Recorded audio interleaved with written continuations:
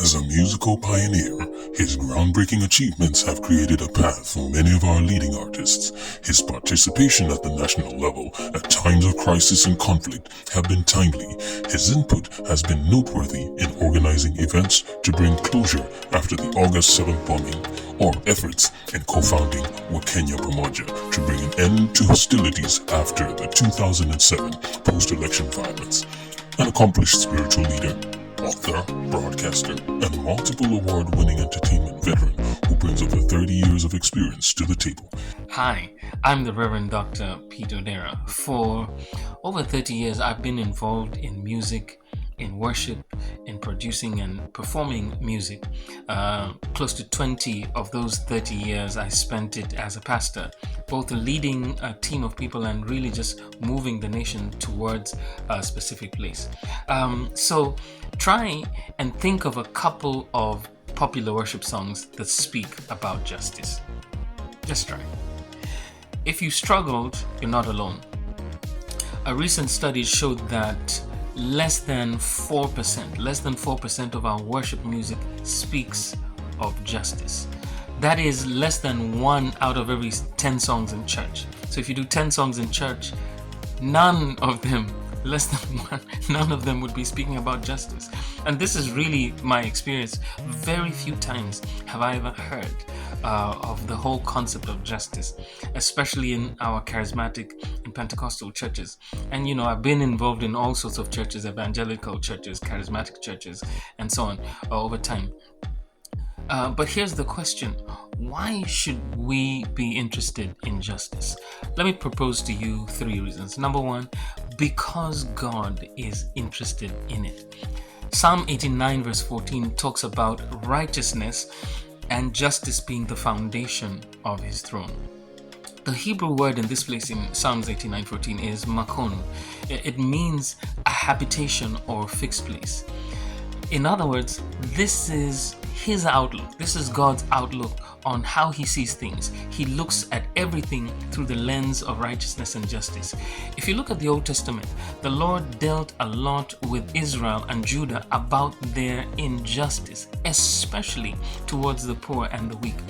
So if it is important to him, and if it is important to him, it should be important to us. Secondly, the second reason we should be interested in justice is because we must have a practical posture to what the Bible says.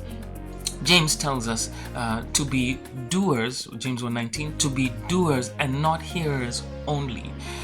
We have to demonstrate that the gospel has reached our hearts. There has to be a demonstration, a practical demonstration of what it means to be a believer.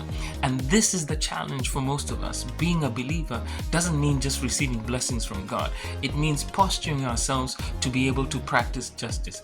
Let's be practical in our faith and not cherry pick that which we like in the Bible. The word justice appears over 140 times in the Bible. The word tithe appears only 4 times in the New Testament. That should tell you something. Our focus should change.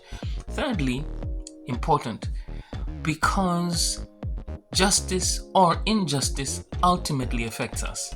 Ultimately, whenever there is injustice, ultimately it affects everybody.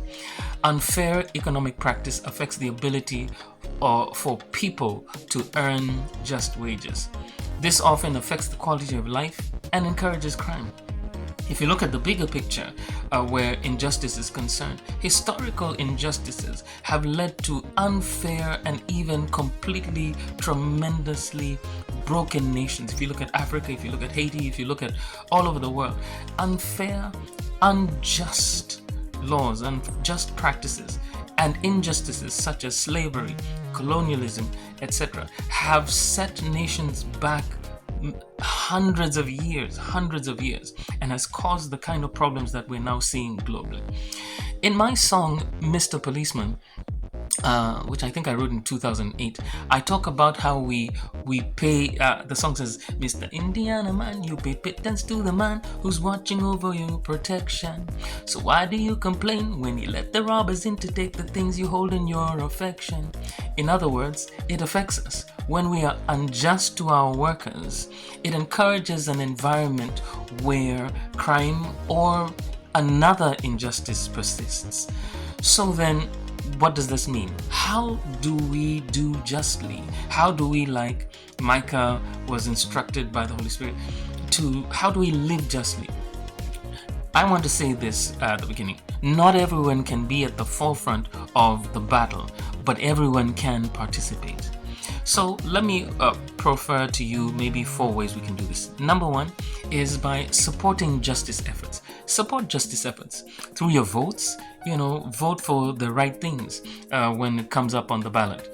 The right people who will support the idea of true kingdom justice. Give your financial support and pray for those just outcomes. So we can support just efforts by supporting organizations and kingdom organizations with the same ideology that I'm speaking about, that really looks at supporting and putting justice at the forefront. Secondly, being just in our practices. Are your employees being treated justly? Are we treating our employees justly? This is a way in which we can do this thing.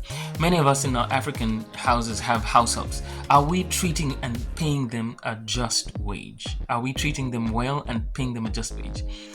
So let me go to a third thing. As musicians and pastors and worship leaders, can we select songs that speak about this? Can we select songs that speak about justice?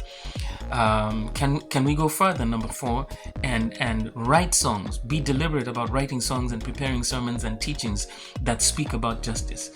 Let me point out this. Can pastors do better with musicians and compensate them properly for their efforts? Let us not be hypocrites. So in conclusion, justice isn't just a governance issue. We must make it central to our faith. If justice is the foundation of his throne, shouldn't it be ours? Shouldn't it be ours? Thank you for your time. The Lord bless you.